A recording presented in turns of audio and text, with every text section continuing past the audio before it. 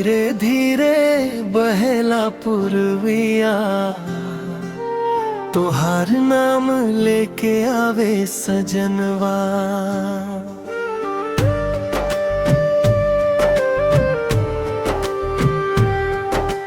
दिलवा के हर धड़कन बोले, तोहरे सपना में मनवा डोले। तोहरे नाम लिख ले दिलवा हो सजनवा,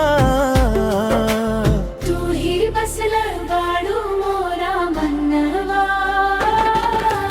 तोहरे बिना सुना लागे जहान, तू ही हमरे सपना तू ही वारूंगा।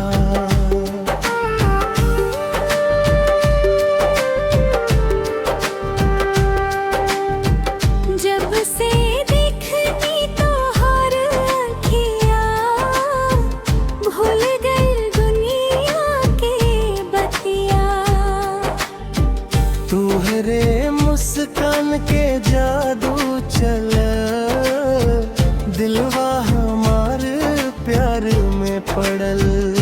तोहरे नाम लिख ले दिलवा हो सजनवा, तू ही बसल बाड़ू मोरा मनवा।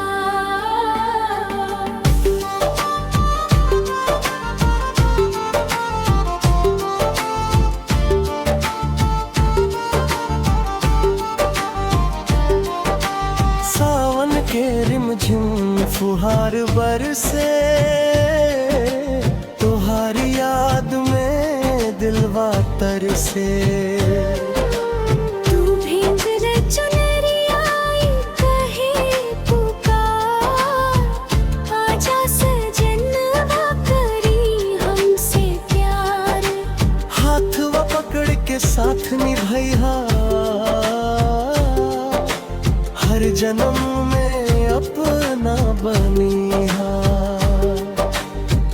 कसम बा तोहरे हंसी के,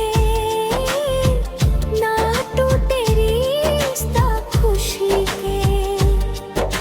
चांद सितारा गवाही देवे, तोहरे खातिर दिलवा जिए। सुबह की किरनिया तोहार नाम ले, सांझ के पवनिया पैगाम दे।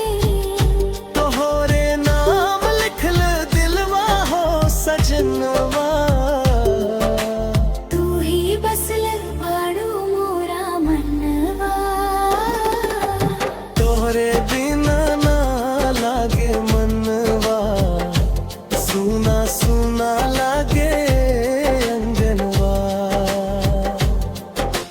हर धड़कन बसी बतियावे, तोरे बिना चैन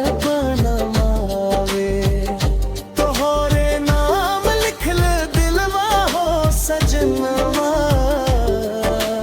तू ही बसल बाड़ू मोरा मनवा। तोहरे बिना सुना लागेगी जहान, तू ही हमर सपना तू ही अरमान। धीरे धीरे बजे प्यार के बाजा, आजा सजनवा बन जा।